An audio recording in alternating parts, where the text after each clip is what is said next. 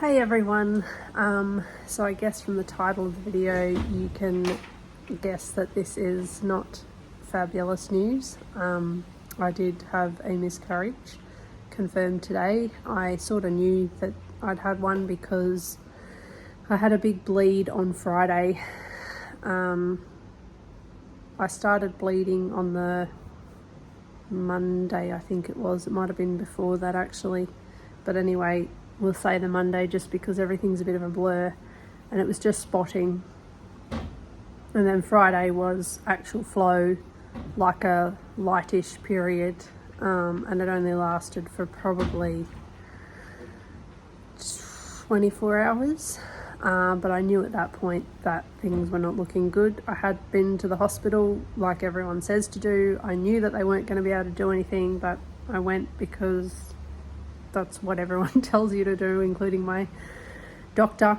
So I went there. They couldn't do anything. They basically said to go home, and if it's a miscarriage I will find out by the bloods today actually, because they were doing blood tests they did one on Friday itself and then one on Monday to see what my HCG levels were doing, and they're dropping basically. They were down to 50 on Monday, so they're probably pretty much down to nothing by now.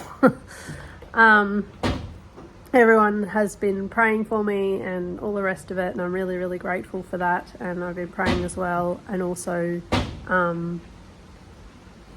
a prayer of acceptance, I guess, that if Heavenly Father wants to take this baby from me, then that's okay. I could handle that, and I had said that on Friday when I knew things were not good.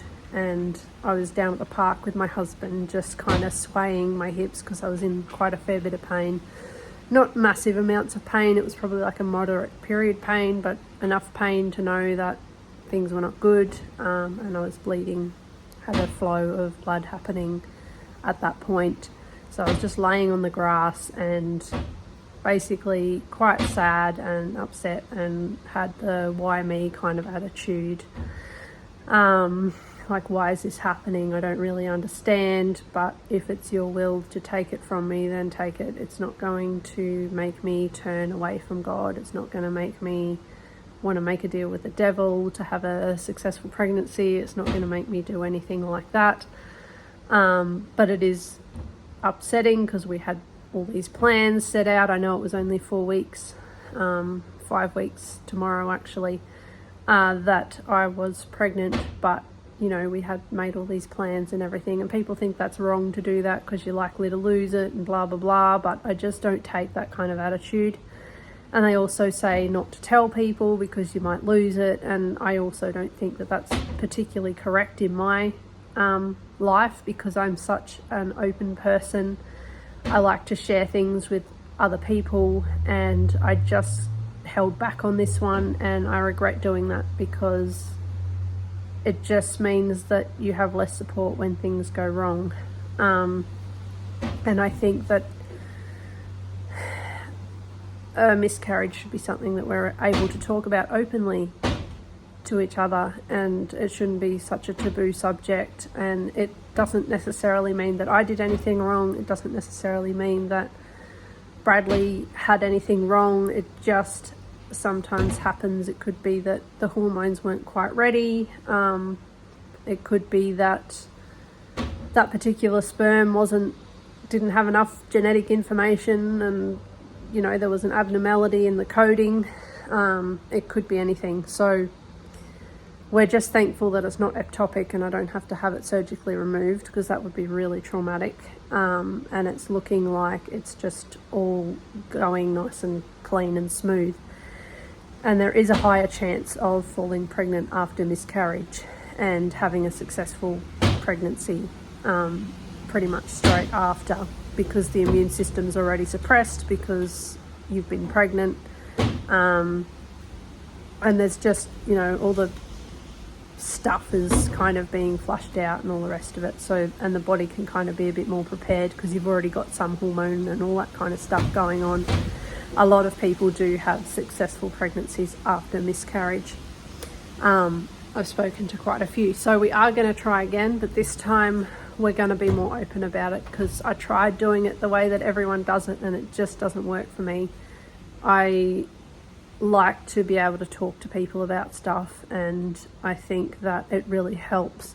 And I know a lot of people feel triggered and upset about this topic because they've had miscarriages and not been able to talk about them. I've had a miscarriage before that I didn't talk about, and it certainly does impact more, I think, doing it that way than if people just know what's happening and they can be supportive and they can be, in the know, basically. There's no secrets and all that kind of stuff. So that's what happened. That was my symptoms. I had a textbook pregnancy up until that point, in that I skipped my period completely, which doesn't normally happen. I normally am bang on 23 to 25 days. It got to 26 days and I had not seen any blood, and I was like, okay, well, this is a good sign, because we have been trying for a couple of months, which is unusual because I am 36, so that we fell pregnant so quickly, which was fantastic. And yeah, it means that our fertility is okay, or was okay in that instance anyway. So I fell pregnant, and then we tested on day 28.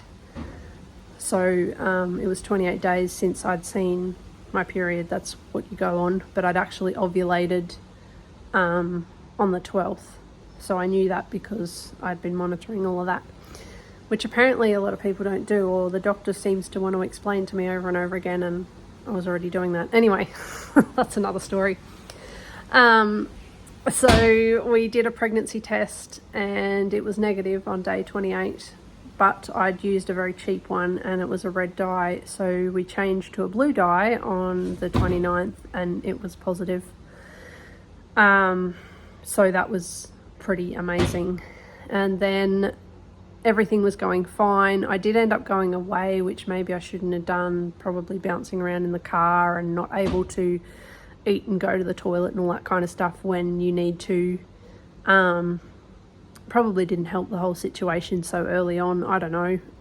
It's probably nothing that either of us did, but this time we won't be going away through the whole first trimester, just to sort of give it the best chance. And then I had some horrible comments.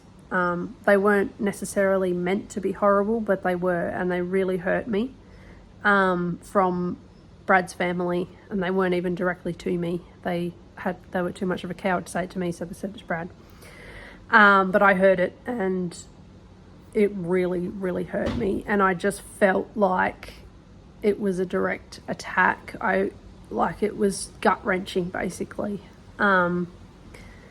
Basically, they were comments about my genetic disease and my body type and all that kind of stuff, and what business did I have to get pregnant. Now, I've been researching this for years and years and years, over 10 years. And people with my disease have had successful pregnancies. They've had children.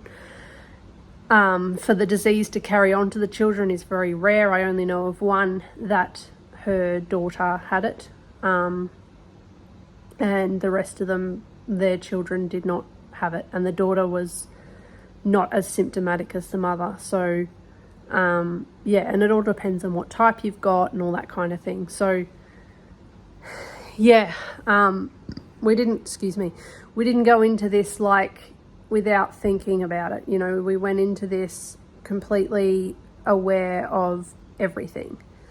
And those comments were extremely hurtful, and I don't know if they had anything to do with the miscarriage, but it really, I felt it in my core, those comments. And I know I shouldn't react to those things, but when you're hormonal and all that kind of stuff, it's really hard not to. And I was so angry and hurt that it definitely could have been a factor in the whole thing. But anyway, I had no symptoms. I was checking for spotting because my last pregnancy where I had the miscarriage, I had spotting basically on the time that I would have a period the whole way through. So I got to 13 weeks with that one, roughly. That was a rough estimate because I wasn't planning that initial one. So yeah, anyway, I didn't know I was pregnant until I miscarried that time. So yes, and that could have been a blood type thing because I am O negative, and that can cause some complications with pregnancies and things like that. So that may have been why the first time, or it may have just been that I was younger. I was 26, I think, at the time. So it may have just been a first pregnancy thing, who knows. But anyway, the point is that now I'm 36, so it's 10 years on from then, and have a lot more research under my belt, have the nutrition that I need, and all that kind of thing for a successful pregnancy. Obviously this one wasn't, and yeah, we don't know why these things just happen, and nothing in my life is ever easy. That's just the way it is. I'm not sure what the good Lord's up to sometimes, but just have to go along with it because it's out of my control. So yeah, anyway, the symptoms started around day 32-ish, I think. Everything's a bit of a blur, but yeah, around then we were definitely well and truly back from our trip away. And then I started spotting, and that was like terrifying really, because I was like, this isn't good, you know, like you're not supposed to spot so early. And yeah, was it a chemical pregnancy? Like, was it just, I don't know, I was just all these things running through my head. And people were praying over me, which I'm so grateful for, because I asked them to. I just said, you know, I need prayers at the moment. I don't think I've ever asked for prayers in my life, but you know, it was quite scary to see that. And the first kind of comments that ran through my head when I saw the blood was those horrible comments that were made. And yeah, it was just like, you know, they wanted this to happen, sort of thing. So I really felt extremely frightened and hurt and, I don't know, angry when I saw that spotting happening.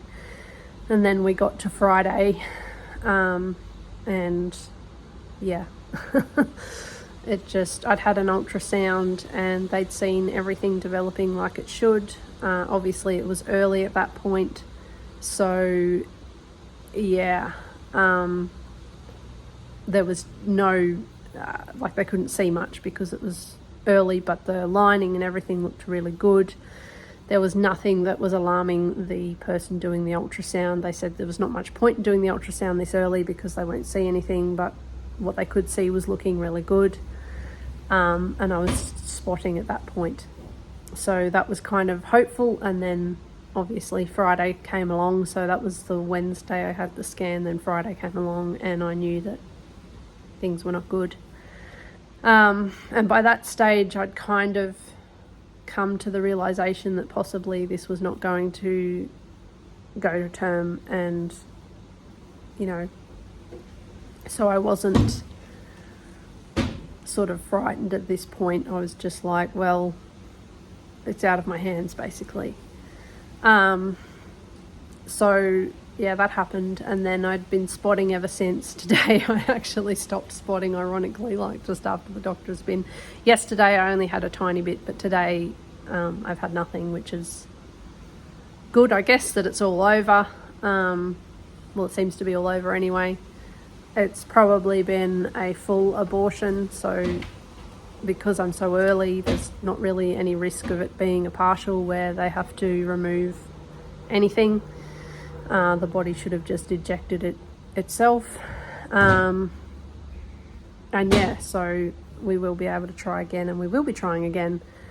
And this time we'll be completely open and honest with what's happening, because I think that, you know, people kind of want to feel like they're not on their own, especially in the first trimester, because that was one thing that I felt like I was on my own a bit. I had Brad, obviously, but you know, no one really knew, no other women really knew until we got to the 4-week mark and, you know, things started to happen and all that kind of thing, then people knew. But before then, it's really difficult for me to just feel like I'm isolated. I'm an only child, and I do have issues with feeling like I'm on my own a lot.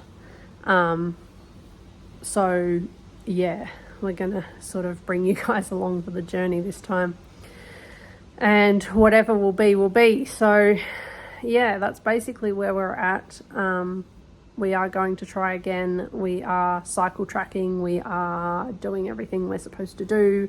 I'm on really good prenatal vitamins thanks to my amazing naturopath that organised it all for me. So that's fantastic. The nutrition side of it is all taken care of. My bloods looked really good, apart from my iron was a little bit low. It was in the normal range but low, which is not really that unusual for me these days apparently. But anyway, I will get on top of that as well. It is coming up, so that's good news.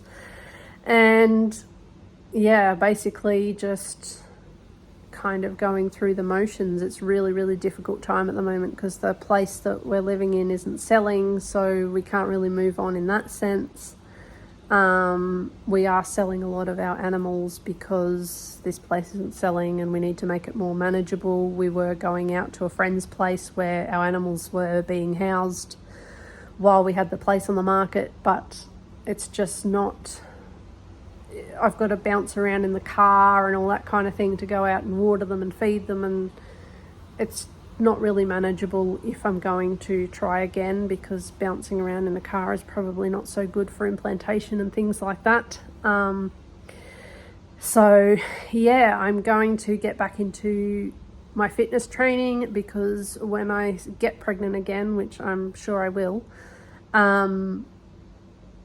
I will take it really easy this time. Like, just basically just let it kind of do its thing for the first trimester basically, and not add anything to it. I know that there's been some studies and things like that to say that exercise is really good, and I will keep walking and things like that, but doing anything strenuous, I stopped doing that anyway this time, but I'm just going to be a little bit more careful with what I do this time around, just in case that had an impact on the implantation side of things and whatever. So that's kind of the plan moving forward, is to try again.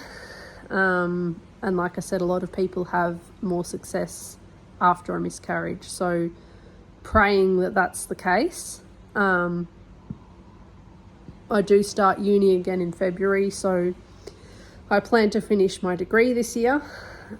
So that's kind of something to look forward to, that should happen without any hiccups, hopefully.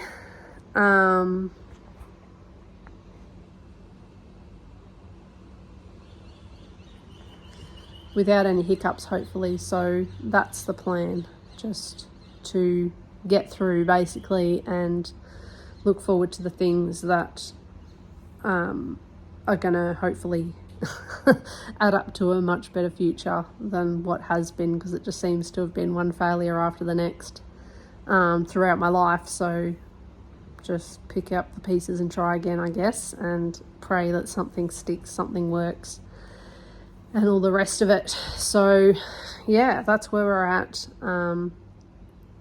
the moment. I'm really, really grateful for everyone who reached out and gave their hugs and love and prayers and all the rest of it. This time I didn't carry to term, and I'm okay with that. I know that our Heavenly Father knows what he's doing, so I just have to accept his decision to not let this one stick, and hope that he will let the next one stick, really, and just try and keep faithful and keep not getting too bogged down in the why me's and the why did he do it to me and all those things that come with grieving. I mean, blessed are those who grieve. So, you know, it is all part of grieving and going through that anger and the why me stage and the sadness and the whatever. It's just all part of it. So just trying to keep a level head as much as possible and look forward to the future. But anyway, I hope everyone else is doing well, and for those of you who are pregnant, I really hope that you have a fantastic pregnancy and that you only receive positive comments and that you have a fantastic parenthood, basically, and that you have healthy babies and everything goes well for you. I really pray and hope that that happens for you. And yeah, that's basically it, really. So anyway, if you want to stay tuned as to what's going on with us, obviously subscribe if you haven't already, and yeah, we'll go through the challenges and trials and successes and all the rest of it with you in the new year. So yeah, that's basically in a nutshell what's going on with us. So yeah, not great news at the moment, but just looking forward to the future and trying to keep a level head, basically. And you know, we will try again. We're not going to give up this time. We're going to give it one last hurrah and see what happens. And yeah, that's it.